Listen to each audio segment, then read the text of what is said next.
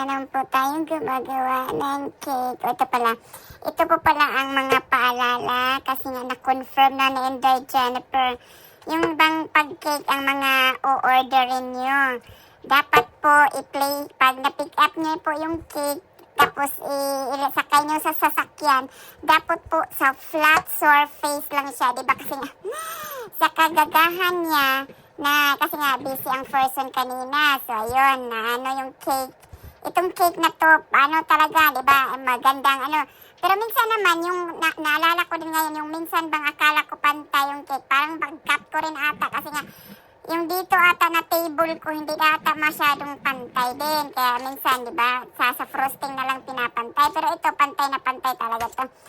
So, yung pag-ano ko na pagdating ko, kasi nga lagi ko nang chine-check yung cake pag nag-pick up yan ng customer ko. Medyo nag-tilt siya ng konti, kaya ginawan ko ng paraan. Stress na stress ang person. Kasi nga 12 yun pipick upin ng customer ko. Buti na lang na medyo na late din ng konti. Yun ang ito ang magandang late na gusto ko. Na late ng konti ang customer ko kasi inayos ko pa. Kasi nga na-tilt nga siya ng konti, kaya dapat po talaga pag cake po ang pipikapin nyo, sa flat surface po ninyo ilagay. Kasi nga, tatagilid talaga yung cake. Hindi ko man masyadong naayos yung naano ko, pero at least na-survive ko ng konti. Pasensya lang sa aking customer. Kasi nga, yung hindi ko pala na-flat yung pag-ano ko, pag ano tawag nito, na-store sa fridge or kung saan ko man sister, kaya sabi ko, ay, nako, hingal na hingal ang person nung nakita niya. Kaya dapat po talaga doon sa boot ng sasakyan na ilagay. Diba minsan kasi yung mga customer ko, nilalagay lang yan sa passenger seat or kung saan man. Dapat po talaga pag cake flat surface. Kasi nga, kung hindi po, yung cake nyo tagilid din. Kasi nga, na-confirm ko na talaga, diba? Kasi nga, minsan din naman, itong mga customer ko, baka sabihin, alam namin, cake in order, baka masarcastic pa ako ng customer ko. Kasi nga, minsan, pag hinahawakan ng customer ko, alam mo yung hinahag na yung cake, alalahanin po natin, ang cake po ay fragile.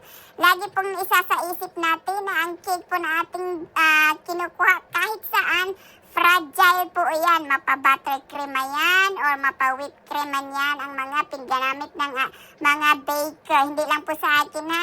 Alalahanin po nato, ang cake po ay fragile na fragile. Huwag po tayo kung saan-saan maghahawak. O, diba? Ganun po. Tapos, i-ano po natin, i-store din po natin yan sa flat surface.